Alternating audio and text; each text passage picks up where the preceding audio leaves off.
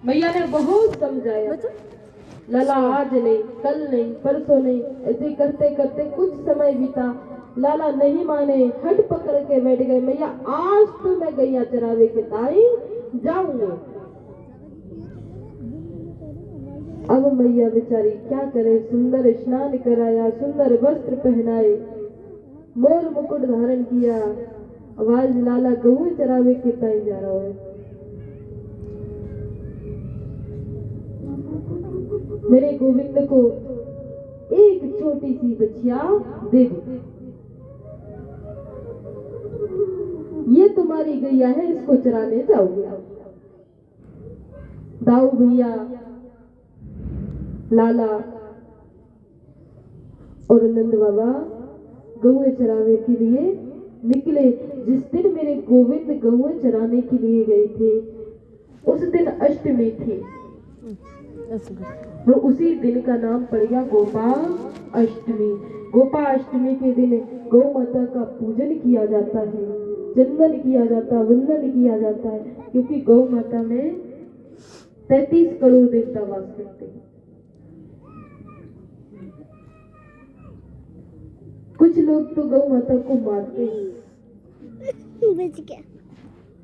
आपका यदि जरा सा भी वो नुकसान कर दे तो मार देते हैं। एक बात बताओ, वो आपको दूध देती है, किसी ने उससे पूछा, अरे वो तो आपको मारते, आप क्यों नहीं मारते? गौ माता से किसी ने पूछा कि घर घर रोटी मांगने जाते हो, वो मारते हैं आपको, आप क्यों नहीं उनको मारते? गौ माता कहती है, यदि माँ अपने बालकों को मारने लग गई तो फिर दुनिया में माँ की जगह कोई भी नहीं पूजेगा। जो माँ की पूजा होती है कोई नहीं पूजेगा, माँ को कोई पूछेगा भी नहीं। बच्चे गलती करते हैं, माँ क्षमा कर देती है। मैं अपने बच्चों को दूध ना देके उनको दूध देती हूँ, क्यों? क्योंकि वो कभी ना कभी तो मेरी रक्षा अवश्य करेंगे। आज नहीं तो कल करेंगे, कल नहीं तो परसों करेंगे, लेकिन करेंगे, मुझे विश्वास है। कभी भी गौ माता को मारना नहीं चाहिए, क्योंकि जब गौ माता को मारते हो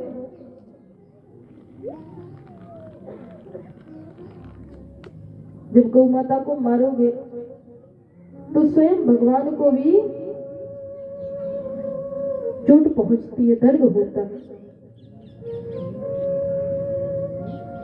तो कभी भी गौ माता पर हाथ मत उठाइए। जिसने उठाया है उसने जाने अनजाने में उठाया है। भगवान जी को छुड़ा रखा है ना। हे प्यारे, अब वो गलती मत कीजिए। मेरे गोविंद ने जब गौएं चरा के लौटे तो मैया यशोदा ने 56 प्रकार का भोजन बनाया। आज मेरा लाला गौएं चरा के आ गया। लाला को देखा, धूल में लथपथ है, ब्रज रज में लथपथ मेरा लाला। मैया ने स्नान कराया,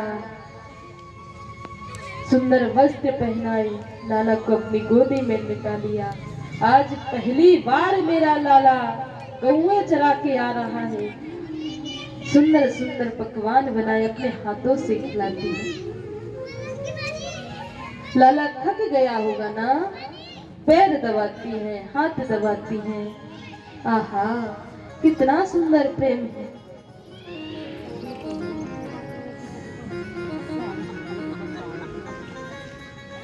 एक बार की बात है, लाला बड़ा परेशान करता था मैया को,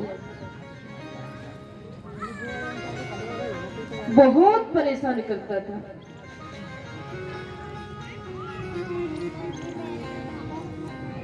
एक दिन की बात है कि लाला मैया की गोद में बैठा था। मचल गया, जिद करने लगा, मैया मुझे अभी ताजा मक्खन चाहिए। मैया बोली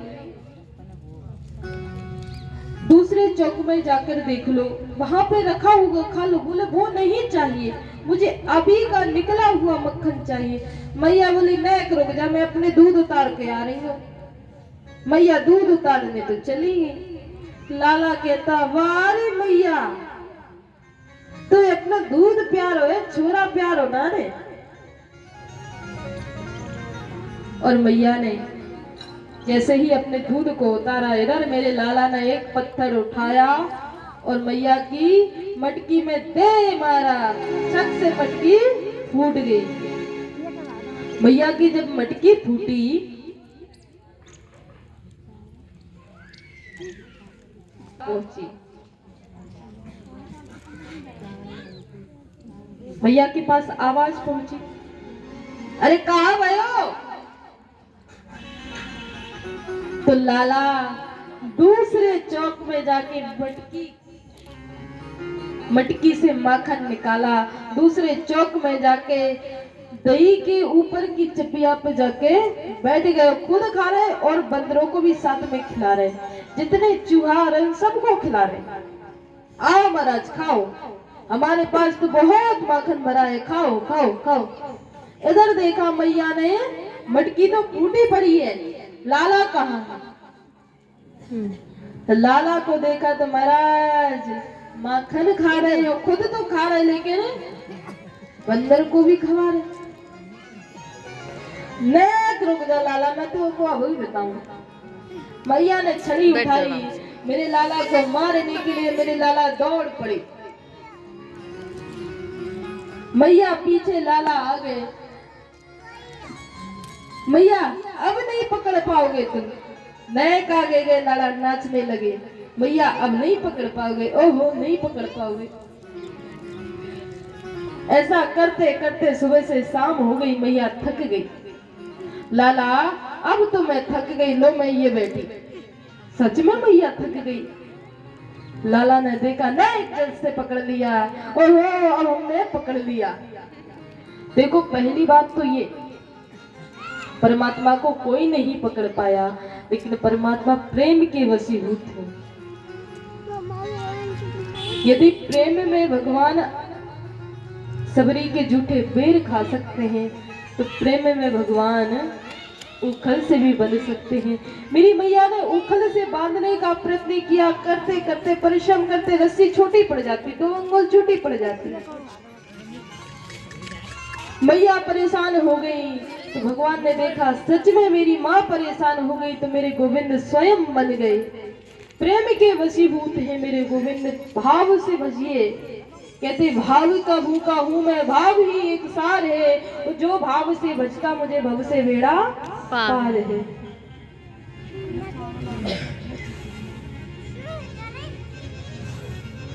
भाव बिन सुनी पुकारे, वो कभी सुनता नहीं, और भाव में झूठे बेर सबरी के भी स्वीकार है।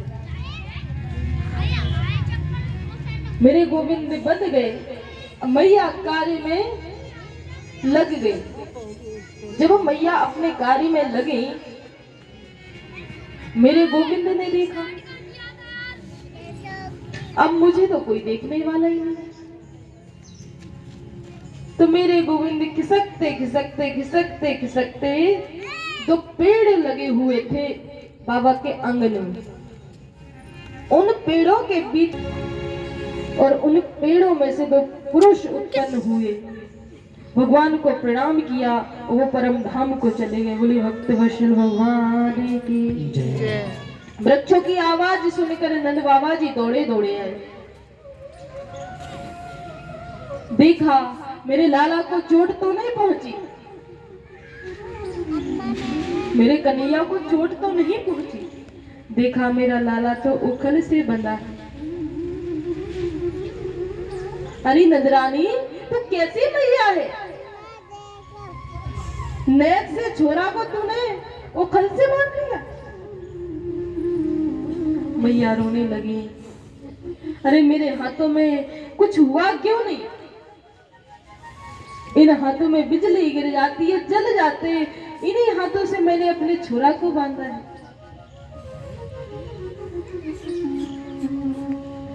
मेरे गोविंद की रस्सी खोली, झट से सीने से लगाया।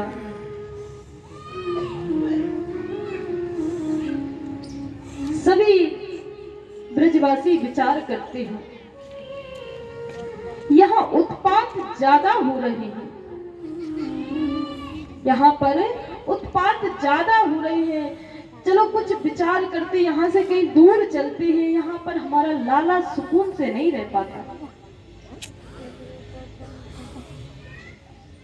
और महाराज सभी ब्रजवासी विचार कर रहे थे, तभी नंद जी के भ्राता ने एक स्थान बताया। स्थान कौन सा बताया? बोले एक समीप में वृंदावन धाम है। क्या है? वृंदावन। वो वृषभानु जी की नगरी से समीप है। वृषभानु जी की क्षेत्र में आता, वो वृषभानु जी की जगह है। वो आपको मना नहीं करेंगे, वो आपके मित्र हैं। वहां पर ज्यादा कुछ नहीं है, पेड़ पौधे हैं, सुंदर सुंदर घास लगी हुई है, जमुना जी का किनारा है। बोले महाराज इससे ज्यादा मुझे कुछ नहीं चाहिए। हमारा बेटा, हमारा लाला, हमारा जिगर का टुकड़ा जहां सुखी से रहेगा, वही स्थान हमारे लिए सबसे ज्यादा प्रिय है। गऊओं को खुला, गऊ आगे आगे, गाड़ियां चल रही हैं पीछे पीछे, उनके पीछे सभी ब्रज के गोप चल रहे हैं। और आपस में चुगली करते हुए चल रहे हैं, बैठे बैठे इनको बगल में। बोलिए वृंदावन बिहारी लाल की जय हो। पता ही ना काली एक बात बताओ, नंद बाबा के साथ कौन कौन वृंदावन जाना चाहता है? हमें तो ना लग रहा, सब जाएंगे। बतराते भर जाओगे, कैसे जाओगे? राधे राधे गाते जाएंगे। हाँ, लेकिन एक काम करिए, महाराज जी मेरे कह रहे थे, इन्हें अलग अलग बैठा दी। हाँ, बोलिए वृंदावन बिहारी लाल की हो। मन चल रे वृंदावन धाम, राधे राधे मन चल रे वृंदावन धाम, राधे राधे। गोवर्धन किस किस को जाना है? गोवर्धन किस किस को जाना है? बस 2-4-10 लेडीजों को जाना, बाकी सबको यही रहना है। जी जो समझ रहे हैं किराया तुम नहीं लगाओगे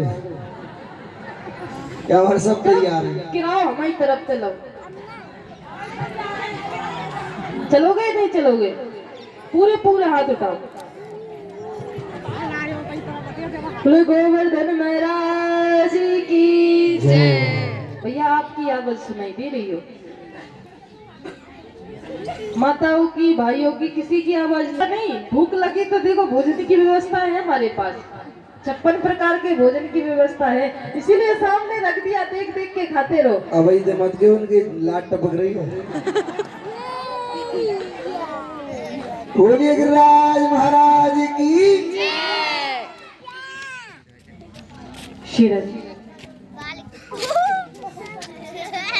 वृंदावन में पहुंचे तो महाराज मकान तो है नहीं,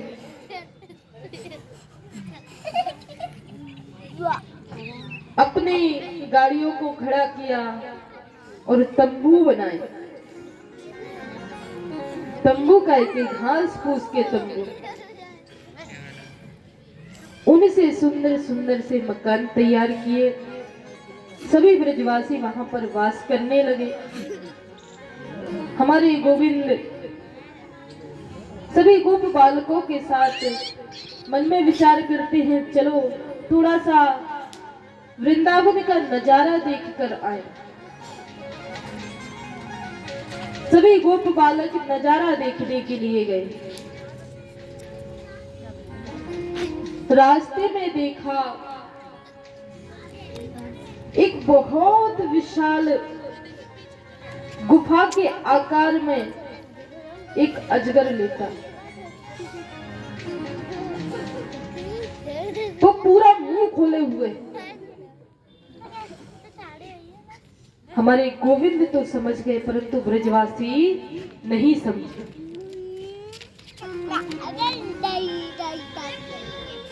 गोविंद से कहते हैं बाल गोपाल, अरे लाला देखो कितनी सुंदर गुफा है, कितनी सुंदर गुफा है, मन करता है इस गुफा में अंदर जाने का, चलो ना लाला। कन्हैया जी बहुत रोकते हैं परंतु बाल गोपाल नहीं मानते। लाला तुम्हें नहीं जाना, कोई बात नहीं, हम तो जाएंगे ना गुफा के अंदर। बालक नहीं माने और उस गुफा के अंदर चले गए। मेरे गोविंद मन में विचार करते हैं, यदि मैं नहीं जाऊंगा तो इनको कोई बचा नहीं पाएगा। अंत में मेरे गोविंद जाते हैं और जैसे ही मेरे गोविंद जाते हैं तो अजगर अपना मुंह बंद करने के लिए पूरा मुंह बंद कर लेता है। जब अजगर का मुंह बंद हो जाता है तो मेरे गोविंद अपने शरीर को इतना तपाते हैं कि उसके ऊपर के तलने से छिद्र हो जाता है और मेरे गोविंद बाहर निकल आते हैं। मेरे गोविंद बाहर निकले और सभी ब्रज के गोप बालकों को बाहर निकाला। वो तो सभी बेहोश हो गए कि अजगर के मुंह में जाना। अजगर के मुंह में कोई गया, कोई वापस लौटा है? मेरे गोविंद ने उन गोप बालकों को भी जीवित किया और उस अजगर का भी वध किया। वह अगासुर नाम का दैत्य आया था अजगर का रूप धारण करके। बोलो राधे राधे राधे राधे। मेरे गोविंद बड़ी सुंदर लीलाएं करते हैं। एक समय की बात है, मेरे गोविंद गौचारण लीला करने के लिए गए। गौचारण लीला करने के लिए गए तो अपने मित्र श्री धामा से कहते हैं, श्री धामा आज मुझे भोजन करना है तेरे घर का। श्री धामा गरीब था, उसके यहाँ भोजन नहीं था। पुरोहित का बेटा था, उसकी माँ पुरोहितानी यशोदा मैया के यहाँ से कुछ मिलता वो लेकर आती, जब घर में भोग लगाती फिर स्वयं पाती, बालकों को भी पवाती।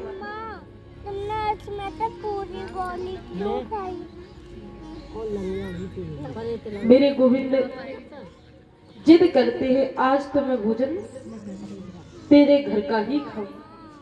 उसके मन में विचार आया आज तो मेरे घर कुछ भोजन बना ही नहीं, लाला मैं तेरे घर तो भोजन करता हूँ तेरी मैया के हाथ को। बोले नहीं लाला आज तो मैं तेरे घर ही भोजन करूंगा।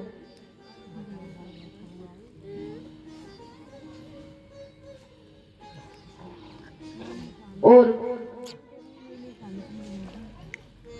उसको घर भेजा। हाथ जोड़ लो। जब उसको घर भेजा तो मधुमंगल कहता अपनी माँ से कि माँ आज लाला ने आपके हाथ का भोजन, और लाला कहता है कि मैं तुम्हारे घर का ही भोजन करूंगा। मैया कहती लाला आज तो मैं कहीं मंगाने भी नहीं गई हूं, एक काम करो लाला 4 दिन की बासी कड़ी रखी है ना उसको ले जा। मधुमंगल मन में विचार करता है 4 दिन की बासी कड़ी। लाला नरम नरम माखन खाने वाला, 56 प्रकार का भोजन करने वाला, वो 4 दिन की वासी कड़ी कैसे खाएगा? 4 दिन की वासी कड़ी कैसे खाएगा? परंतु मन में विचार किया, लाला ने तो संकल्प किया है कि मैं भोजन नहीं करूंगा जब तक मधुमंगल के घर का भोजन नहीं आएगा। मधुमंगल उस बासी कड़ी को ले गए। रास्ते में ले जा रहे थे, मन में विचार आया, इतनी खट्टी कड़ी, इतनी खट्टी कड़ी कि उसमें बास आ रही है। मेरा गोविंद कैसे खाएगा इसको?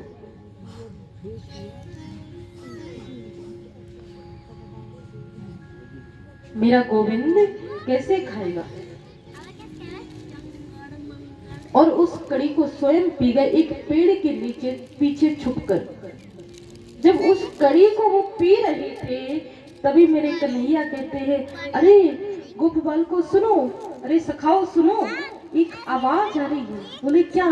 बोले कोई गट-गट करके पी रहा है, जरूर ये मधुमंगल होगा। चलो दौड़ के चल के देखते हैं। और दौड़ के जाके देखा तो सच में मधुमंगल कड़ी पी रहे थे। बोले राधे राधे।